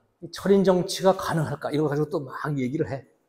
대화를 막 하는데, 뭐, 언제나 한결같은 상태로 있는 것, 이게 이데아 같은 거죠. 그죠? 이런 이데아를 파악할 수 있는 철학자하고 그렇지 않은 사람들한테 누가 지도자가 되는 게 맞아? 이렇게 이제 반문하기도 해요. 즉, 각각의 실제를 인식하고 있을 뿐만이 아니라, 여기 이제 이데아에 대한 인식이 있으면서 실천적인 문제를 처리할 수 있는 문제 해결 능력을 가진 사람이 이 지도자가 되어야 되는 거다. 이렇게 얘기하고요. 이 철인 통치자는 이러한 소양을 가지고 있어야 된대. 이론적인 인식과 경험을 풍부하게 갖추고 자기의 세속적 욕망을 추구하지 않고 도덕을 겸비하고 죽음을 두려워하지 않는 사람. 이런 사람이 교육과 단련을 통해서 원숙해졌을 때 이 나라는 훌륭한 나라가 될 것이다. 이렇게 결론을 냅니다. 그런데 지금 그 당시에 그 철학이 사람들한테 비판을 받고 철학자들이 쓸모없는 사람이라고 된 것은 소피스트들이 잘못된 신념을 퍼뜨리고 있기 때문이다. 대중들이 철학자의 본성을 제대로 알게 되면, 그리고 그들에게 나라를 맡기면 아름다운 나라를 실현할 수 있다. 이 사람은 이렇게 믿은 것 같기는 해요. 철인 정치가 가능하다라고 믿은 것 같아요. 자, 요 사람이 이제 그 철인 정치 하는 사람이잖아요. 그죠? 이걸 가지고 있어야 되는데, 철인 통치자인데, 이 통치자는 용기를 가진 사람과 절제를 가진 사람을 지배할 수 있어야 한다. 이런 게 이제 칼 포퍼가 다 이제 비판하는 거야. 그거는 뭐 민주주의에 어긋난다. 이런 거죠. 왜냐하면 이 사람들만이 이데아에 대한 생각을 가지고 어떤 게 옳고 나쁜지를 판단할 수 있기 때문이다. 이 사람들은 그걸 못한다. 그래서 올바른 거는 이런 것들이 이렇게 딱 조화를 이루어야 될 뿐 아니라 이 지혜가 이 둘을 지배하는 상태이어야 한다. 자, 이 사람은 좋은 물건, 좋은 것들에 대해서도 알아야 되지만 좋다는 것의 이데아, 좋음이 과연 무엇인지에 대한 것을 알아야 되는데 이 좋음의 이데아를 인식하려면 어떻게 해야 되느냐. 그러면서 비유를 3가지를 들어요. 자, 이데아를 알려면 어떻게 해야 되느냐. 이 플라톤은 이데아의 철학자입니다. 모든 것을 이데아로 우리가 보는 사물들은 허상이고 그 이데아가 이렇게 변형되어 있는 이런 상태라는 거죠. 이데아가 변화되어 있는 상태다. 실제의 그 원류에 따라가면 이데아가 있는데 그 이데아는 태양과 같다. 우리가 사물을 보기 위해서는 빛이 있어야 되고 이 빛은 태양으로부터 오잖아요. 이데아가 바로 그런 거라는 거예요. 태양이 시각을 가능하게 하듯이 조음의 이데아가 우리의 인식을 가능하게 한다. 그래서 태양 비유를 들어. 또 하나는 이 선분의 비유를 들어요. 선분을 이렇게 점을 찍고 놓고 딱 불을 나눠. 그래서 여기는 지식으로 알 수 있는 영역, 여기는 봐서 알 수 있는 영역. 지식으로 알 수 있는 영역도 둘로 나눠. 그래서 요거는 이데아를 통해서 알 수 있는 영역, 이거는 추론을 통해서 알 수 있는 영역. 수학 같은 거죠, 수학. X제곱 플러스 Y제곱은 이런 거. 1 더하기 1은 2. 이런 거는 어떤 추론이잖아요, 그죠? 논리고 추론이고. 이런 영역도 있고, 이건 이제 이데아를 통해서 알 수 있는 영역도 있다. 그 다음에 우리가 보는 영역도 물건을 보고 보는 영역이 있고, 허상을 보고 상상하는 영역이 있다. 이렇게 이제 선분을 가지고 설명을 하게 돼요. 그러면서 요 지성적인 영역, 가지적인 영역 중에 지성적인 영역, 요게 철학자들의 영역이다. 어떠한 추론과 가정도 없이 딱 직관적으로 아는 거야. 자, 꽃은 뭘까?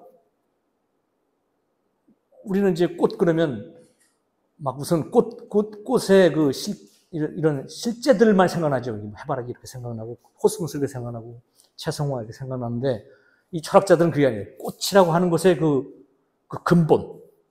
자, 꽃이 여러 가지가 있잖아요. 그죠? 백합처럼 생긴 놈도 있고, 이렇게 펼쳐진 놈도 있고, 무슨 안개꽃처럼 이런 것도 있고 있는데, 이거를 다 우리가 꽃에 이걸 설명할 수가 없어. 그냥 꽃이라고 하는 뭔가가 있잖아요. 그죠? 이게 삼각형으로 되어 있다. 그것도 우리 꽃이라고 하잖아.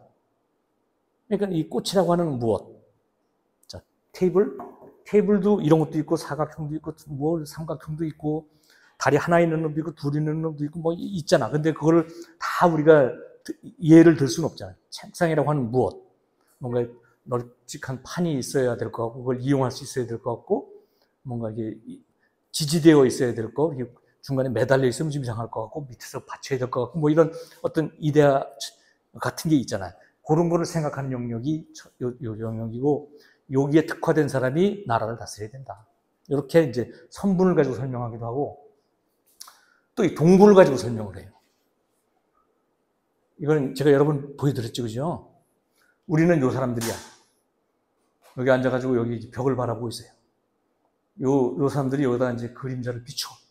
뒤에 불이 있어서 그림자가 딱 비치는 거야. 그러면, 요렇게 생긴 것은 도자기라고 하는군. 이라고 우리는 이제 일생을 살아. 요렇게 생긴 거는 새라고 하는군. 이러면서 산다고. 사실은 이 사람들은 이게 그림자라는 사실을 몰라. 이거는 테이블이군. 이렇게밖에 모르는 거야. 실제는 이게 어떤 테이블이라는 이데아의 어떤 그림자임에도 불구하고. 근데 이 사람들을 데리고 밖으로 나오면, 이제 그 다음에 깨닫기 시작한 거지. 이게 그림자였구나. 다시 나오면 태양을 보게 되지. 저게 이데아였구나. 아까 태양의 이데아가, 비유가 있었죠, 그죠? 이것으로 인해서 모든 것들이 보이기 시작했구나. 내 시각이 거기서 형성됐구나. 이것으로 인해서 불이 만들어졌고, 그 불로 이런 빛을 보면서 우리는 평생을 살았구나. 이런 깨달음이 온다는 거죠. 요렇게 데리고 가는 사람을 통치자로 삼아야 된다. 그러면 이게 새인 줄 알았더니 하늘에 펄펄 날아다니는 새가 진짜 있었던 거야. 요게 새의 이데아였던 거야. 요게 도자기인 줄 알았는데 아니야, 이거야. 여태까지 우리는 그림자만 보고 사는 거야. 그걸 얘네가 그렇게 하고 있다. 그래서 지금 그 그리스의 철학자들이 지금 비난받고 쓸모없는 사람으로 얘기된 건 얘네가 잘못하고 있기 때문이다. 진짜 철학자들은 이 사람들을 끌고 밖으로 나와서 실제 이데아가 어디에 있는지, 그리고 그 이데아의 근원에 어떤 태양이 떠서 이글거리는지를 보여줘야 된다. 그런 사람을 그런 철학자를 통치자로 삼아야 나라가 제대로 된다. 그러니까 이렇게 비유를 들어가면서 이걸 막 설명을 합니다. 자, 이런 철학자들을 만들기 위해서는 교육을 잘 시켜야 돼. 가장 좋은 거는 요거예요. 변증술이라고 하는데, 해석은, 설명은 이렇게 되어 있더라고요. 어떠한 감각적인 것도 이용하지 않고 형상만, 이데아만을 위해서 사유하는 이런 상황. 이 어떤 가정의 근거를 따져서 이게 묻고 하면서 그 원리로까지 나아가서 이데아는 이러한 것이구나 라는 것을 이제 이끌어낼 수 있는 어떤 이 철학 체계. 존재하는 것 개별이 아니라 전체에 대한 포괄적인 인식. 존재하는 각각의 테이블이 아니라 테이블이라는 것의 이데아에 대해서 생각하는 이런 공부를 해야 되는데, 이걸 하려면 사전 교육, 예비 교육이 필요한데 전부 다 이런 거를 공부시켜요. 이게 전부 다 이 추론과 관련된 얘기예요. 그죠? 산수, 기하학, 천문학, 화성학. 화성학은 이게 음을 몇 억, 도하고 미 소리 어울리고 이런 거예요. 그죠? 그래서 이런 예비 교과목은 전부 다 생성해서 실제로 이 물건에서 이데아로 혼을 전환시키기 위한 과목들이고, 지성에 의한 이해로 인도되는 학문들이고, 감각이나 관찰보다는 추상적인 사유를 중시하는 학문들이다. 그래서 이 플라톤이 지었던 그 아카데미의 대문에다 이렇게 써놨다잖아요. 그죠? 기하학을 모르는 자는 이 문 들어오지 마라. 요런 예비 교과목 공부 안 한 사람은 들어와서 이거 못 배운다. 이렇게 써놨대요. 그래서 요거를 공부를 해야 된다. 이게 이제 7편에 나오고요. 자, 이제 8, 9권에서는 자, 요렇게 철인 통치가 이루어지는 이게 아주 가장 이상적인 모습을 보여주고, 요게 잘못됐을 때를 또 보여줘요. 그래서 이 플라톤에서 얘기하는 거는 대개 다 이데아론으로 가. 이데아론에서 변화되는 것은 무조건 나빠지는 것이다.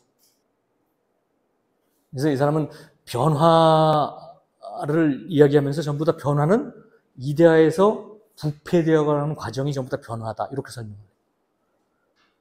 이런 지배 체제가 지금 세상에 있는데, 이런 것들은 전부 이데아, 정치의 올바른 이데아가 부패해 간 내용들이다. 제일 많이 부패한 게 이런 거다. 독재다. 가장 덜 부패한 게 이거다. 이거는 이제 이런 통치자들 사이에서 내분이 생겨서 이게 뭔가 분열이 생겼을 때 서로 이제 명예를 추구하는 이런 상태가 되면 이건 명예 체제가 된다. 이거는 그 철인 통치에서 약간 변질된 거예요. 나쁜 쪽으로. 자, 이래서 명예를 가지고 서로 추구를 하다가 그다음에 이제 재산 가지고 싸우게 되면 이 과두 정치가 된다. 이 과두 정치가 심해서 서로 이제 그 사회가 혼란해지게 되면 그 혁명이 일어나서 민중들이 그 나라를 차지하게 되고, 그러면 그게 민주정치가 된다. 이러면은 이 민주정치는 전부 다 자유방임으로 흐르게 되어 있고, 모두들 저 자유를 찾아서 멋대로 누리는 이런 혼란 상태가 이루어지고, 이것을 누군가가 나타나서 이거를 이제 틀어쥐고 권력을 차지하게 되면 이 사람이 참주정치가 된다. 독재자가 된다. 다 그 철인 통치가 잘못된 방향으로 흘렀을 때 이렇게 간다. 순서는 요렇다. 여기 보면 민주정치가 꽤 낮은 쪽에 들어가 있어. 그죠? 그래서 8, 9권에서는 이런 얘기를 또 쭉 해요. 어떤 방식으로? 아까 같은 토론으로. 자, 이제 10권. 여기 이제 기타. 그러면서 여기는 이제 아까 그 시 잘못하면 안 된다. 저기 아까 뭐였죠? 하이데거는 시를 쓰라 그랬잖아. 자기 존재의 울림을 들으려면 시를 쓰셔. 이렇게 얘기했는데, 이 사람은 시 잘못 쓰면 안 돼요. 이렇게 얘기를 했어요. 자, 시는 현상을 모방하는 자이다. 자, 이데아가 있고 세상은 그것의 모방이야. 허상이고, 시인은 요거를 얘기하는 사람들이야. 그러니까 이데아로부터 꽤 멀리 있는 거야. 이데아가 있고 현상이 있는데, 시인은 이 현상을 노래하는 사람들이에요. 그래서 미메시스라고 불러요. 현상은 이데아의 모방이고, 시는 다시 그 현상을 미메시스하기 때문에 시와 이데아는 꽤 멀리 떨어져 있다. 시 잘못하다가는 사람 망친다. 이렇게 얘기해요. 시는 진리를 이야기하지 않는다. 특히 시를 잘못 쓰면 혼에 해로운 영향을 끼친다. 특히 이제 희극, 비극 해갖고 막 울고불고 하는 거 이런 거 별로 안 좋다. 감정에 휘둘리는 사람 만든다. 혼에 해로운 영향을 미친다. 이 뭔가 시를 되게 폄하해요. 자, 왜 이 사람은 이렇게 시를 싫어했을까? 이런 걸 하고 또 누가 막 또 연구를 했나 봐요. 그랬더니 뭐 이렇게 얘기를 하는 사람도 있어. 자, 그 당시는 이제 뭐 호메로스, 뭐 그래서 뭐 이렇게 말씀이죠. 일리아드, 오디세이, 뭐 이런 그 시인들이 시민 교육을 주로 맡았던 시기였대요. 그러면서 이제 뭐 그 당시가 이렇게 뭐 혼란스럽고 전쟁도 일어나고 뭐 그러니까 얘네가 잘못했다. 이런 사람을 맡기지 말고 철학자한테 맡겨야 된다. 이런 얘기를 얘기하고 싶어갖고 제가 시를 이렇게 폄하를 했을 거라 얘기를 하고, 자신이 옛날에 시를 쓰려고 하다가 잘 안 됐대. 그래가지고 그래서 철학자가 된 경험이 있기 때문에 아마 그런 것들이 여기에 영향을 미쳤을 것이다 라는 사람도 있고, 그 다음에 그 소크라테스를 사형원도 할 때 어떤 시인도 여기 관여를 했다네. 그래갖고 시인들에 대해서 악감정이 남아있어서 그랬다, 이런 얘기도 있고 하는데, 어쨌든 이 시에 대해서 좀 비판적이었어요, 이 사람. 그 다음에 이제 뭐 하여간 약간 이거 이제 그 전체 줄거리하고는 좀 동떨어지게 영혼의 불멸성에 대해서 이제 마지막으로 얘기를 하고 이 국가가 끝이 납니다. 근데 이것도 참 설명하기가 좀 그렇더라고. 거시기한데 뭐냐면 이렇게 얘기를 해요, 이 사람은. 자, 사람은 육체와 영혼으로 만들어져 있다. 이 각각의 좋은 것과 나쁜 것이 있다. 육체에 좋은 거, 뭐 운동 뭐 이런 거죠, 그죠? 피트니스 이런 거지. 나쁜 거, 병 이런 거지. 뭐 사람 죽이는 거 이런 거 몸에 나쁜 거지. 영혼에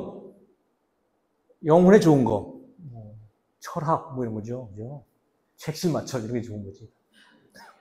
지혜된 사랑, 마음의 평화 이런 게 영혼에 좋고, 영혼에 나쁜 거, 뭐 게으른 거, 비겁한 거, 뭐 무지한 거 이런 거가 나쁜 거다. 이렇게 설명을 하면서, 자, 여기서 좀 근데 육체에 나쁜 거를 보자. 이거는 병이 걸거나 학살을 하거나 그러면 육체가 아주 완전히 없어지는 거예요. 근데 이 영혼에 나쁜 거는 없어지진 않아. 좀 더럽게 만들는 정도에 불과하다 이거지. 자, 영혼에 나쁜 것은 얘를 해롭게는 하지만 파멸시키진 않는다. 하물며 얘가 얘를 망가뜨리겠냐, 이렇게 얘기를 해. 그래서 영혼은 망가지지, 없어지진 않는다. 영혼은 불멸이다. 이렇게 얘기를 하는데 수긍이 가시나요? 자, 영혼에 나쁜 것들은 해롭게는 하지만 파멸시키진 않는다. 거기 영혼이 특수하다. 육체는 아예 육체를 없애버리는데 영혼에 대해서는 그렇게는 못한다. 자, 영혼에 나쁜 것이 영혼을 파멸시키지 못하는데 다른 것들이 파멸시킬 수 있겠는가? 영혼은 불멸하다. 이렇게 논리적으로 설명을 합니다. 따라서 영혼은 영원하다. 하여간 마음에는 안 드는데 이렇게 설명합니다. 요게 이제 지금까지 한 게 1권부터 10권까지의 쭉 그 국가의 내용이에요. 뭔가 처음에 올바른 것이 무엇인가를 가지고 이렇게 얘기를 끌어서, 오케이, 올바른 거를 사람의 차원으로 보고 국가의 차원으로 보자. 그럼 국가를 먼저 보자. 큰 걸 먼저 봐야 작은 게 보이기 시작한다. 그래서 국가는 어떻게 이런 균형이 이루어졌을 때, 그리고 지혜가 모든 것들을 관장하고 있을 때 아름다운 국가다. 마찬가지로 사람도 똑같다. 이성과 감정, 격정과 어떤 욕구 이런 것들이 균형을 맞추고 분업이 이루어지고 지혜가 모든 것을 관장하고 있을 때 그 사람은 아름답다고 한다. 그 국가가 아름다운 상태를 유지하려면 이런 교육을 시켜야 한다. 특히 이데아에 대해서 철저한 사람이 철학자가 되어야 되고 그 철학자가 나라의 통치자가 되어야 된다. 이데아는 선분과 태양과 동굴을 가지고 내가 설명할 수가 있다. 이 잘못된 국가가 잘못되었을 때 나타나는 모습은 명예제도, 명예정체, 과두정체, 민주정체, 참주정체다. 그래서 그러면 이런 공부를 시켜야 되고, 전부 다 이 변증술 그 이데아에 대해서 이제 생각할 수 있는, 직관을 기를 수 있는 변증술을 익혀야 하는데, 그 위해서는 기하학, 수학, 천문학, 화성학 이런 걸 공부를 해야 된다. 그런 사람을 만들어서 우리나라를 아름다운 나라로 만들자. 이런 얘기를 하는 게 이 사람 그거였습니다. 마지막으로 이 사람 얘기를 하나 해보려고 그래요. 이거는 이제 지금까지가 이제 끝난 거예요. 이제 국가는 끝났고, 이 플라톤이 왜 이런 생각을 하게 됐을까? 왜 이런 이상한 생각을 했을까? 철학자가 나라를 다스려야 된다는 생각을 왜 하게 됐을까?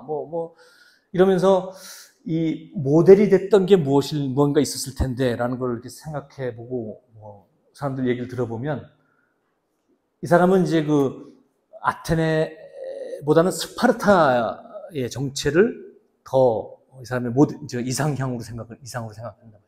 그러면서 이 리쿠르고스라는 사람이 이 스파르타의 정체를 개혁했던 사람인데, 플라톤보다 한 400년 전쯤의 사람이에요. 근데 이 사람이 그 했던 개혁이 완전히 플라톤의 판박이야. 그래서 10중 8구 이 사람의 어떤 이 개혁을 플라톤이 다시 400년 후에 실현하고자 했던 것 같다는 느낌이 저는 들었어요. 이 사람은 기원전 800년, 그러니까 플라톤은 기원전 400년쯤 사람이잖아요. 그러니까 400년 그 앞에 활동했던 스파르타의 어떤 전설적인 입법자. 왜 전설이라고 하냐면 이 사람은 실제하지 않았을 수도 있다는 사람들이 꽤 있어. 이 스파르타에서 이런 환경과 그 당시의 상황에 맞춰서 이렇게 정체가 이렇게 발전해 갔는데, 그걸 통틀어서 이 사람이 했다고 아마 가상으로 내세웠을 것 같다라고 얘기하는 사람도 있어서, 이거는 아직 실존 인물인지를 잘 모르는 상태로 있는데, 이 사람은 어떤 사람이냐면 왕이었어요. 근데 이제 왕이었던 형이 죽어서 이제 왕을 받았는데, 그 형수가 아기를 낳아가지고 이제 왕자가 생기니까 두 말 않고 이제 양위를 하고 떠났어. 그래서 이제 그러면 이제 일반인으로 돌아갔는데, 사람들이 자꾸 이제 모함을 하시는 거예요. 제가 이제 왕위를 찬탈하려고 할 수도 있다. 그래갖고 아예 그 피해서 다른 나라로 가서 막 그 정치에 대한 연구를 해요. 정치체제에 대한 연구를 해서, 이 나라가 이제 자기네 원래 본국이 막 혼란스러우니까 이 사람을 좀 와서 우리나라를 좀 다스려달라고 자기 조카가 막 불러. 그래갖고 와서 이 조카의 이런 후원하에 스파르타의 정치를 개혁을 한 사람이고, 멋지게 성공한 사람. 그래서 이 사람이 이제 어떤 개혁을 했냐면, 거기 스파르타는 왕이 2명이었대요. 그래서 2명이 이제 다스리는데 원로원이라는 걸 만들었어요. 그동안은 이제 없었는데, 얘네가 이제 독단적으로 하고 있었는데, 이 원로원이라는 걸 만들어서 왕이 과도하게 통치를 하거나 독재로 흐를 때는 견제하게 만들었어요. 그리고 이 또 민회 쪽에서 이제 너무 힘이 강해져서 민주주의가 나쁜 쪽으로 자꾸 흐르려 할 때는 여기를 또 제어를 하게 만들었고.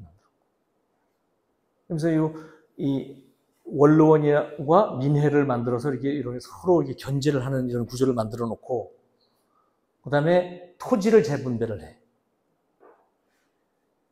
모든 토지를 다 일단 압수를 해서 다 똑같이 나눠줘요. 이게 지금도 이게 굉장히 어려운 일이지만 그 당시에도 쉽지 않았을 거예요. 그죠? 그 다음에 이 노예도 다 풀어주고, 그 다음에 그 외에 다른 것도 전부 다 이렇게 평등하게, 주택의 크기, 집에 둘 수 있는 가구의 수, 이런 걸 전부 다 평등하게 만들고, 화폐를 또 개혁을 해요. 금화 은화를 다 걷어들이고 철로 된 것만 사용하는데 아주 더러운 돈을 만드는 거예요. 그러니까는 이게 화폐를 어디 운반하려면 소가 몇 마리가 필요할 정도로 아주 이게 불편한 화폐를 만들어 가지고 어디다 갖다 감출 수도 없고 감추기도 싫고 감춰봤자 돈도 안 되게 이렇게 만들었대요. 그리고 이거를 이 철을 어떻게 식초에다 담가가지고 뭐 다른 거에 쓰려면 막 부서지게 만들었대, 일부러. 그러다 보니까 모두들 이 화폐를 이렇게 자기가 재산 치부의 수단으로 쓰려고 안 하는 거야. 전부 다 그냥 교환 용도로만 쓰는 거야. 그러니까 이 경기가 확 좋아지고 뇌물, 절도, 약탈 이게 다 없어졌다는 거야. 그래서 이게 아까 정치 개혁했죠. 이와 같이 이제 경제 개혁했죠. 그다음에 생활 개혁을 해. 식사도 다 같이 모여서 하는 거야. 책실마철 매번 모여서 밥을 먹는 거야, 같이. 딱 정해진 음식만 먹는. 사치를 할 수가 없어. 뭐 누구 고기 구워 먹고 못 하는 거야. 그리고 여기 공동 식사조에 들어오려면 이현주 씨가 여기 들어오고 싶다. 그러면 이제 우리가 다 투표를 해서 한 명이라도 반대를 하면 못 들어와. 그래서 그때 뭐 어떻게 했더나 빵을 이렇게 돌려줘가지고 빵을 바구니에다 이렇게 넣었는데 누구 한 사람이라도 반대하면 이렇게 찌그러서 넣었대. 찌그러진 게 하나라도 있으면 이현주 씨는 못 들어오는 거야. 어쨌든 이렇게 해가지고 이 공동 식사조를 만들고 그 다음에 이 공동 식사장에서 이렇게 뭐 이야기를 하고 토론하고 정치 이야기하고 오락하고 뭐 유튜브 보고 막 이렇게 했다는 거죠.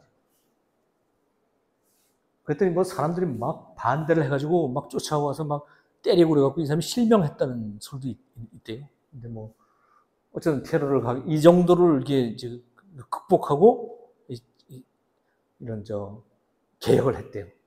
기타 이 생활 개혁 보세요. 엄청난 전제주의를 한 거예요. 군국주의 비슷하게 한 거예요. 결혼과 출산의 조절, 임산부는 이런 체력 훈련을 해야 한다. 이런 상태에서만 임신을 할 수 있다. 합방을 할 수 있다. 아이들은 공동으로 양육한다. 저급한 체력을 가진 어린이는 죽인다. 과도한 음식물을 섭취해서 배가 뚱뚱한 사람을 못하게 한다. 장례는 3일 이상 못 지내게 한다.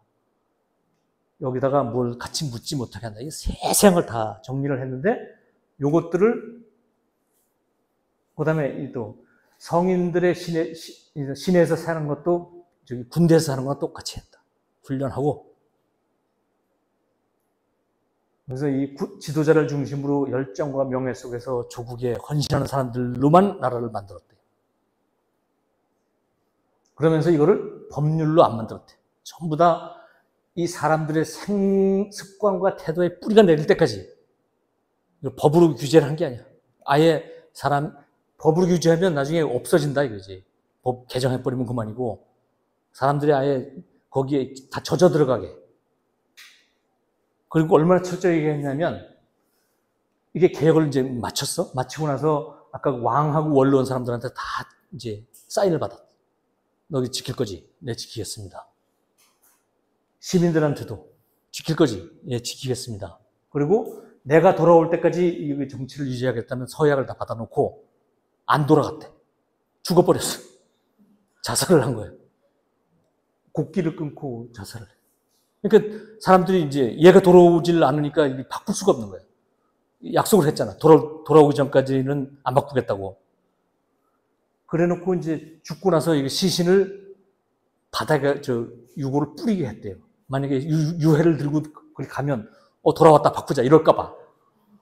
그 정도로 철저하게 해가지고 이 스파르타를 강국으로 만든 사람이라는 거예요.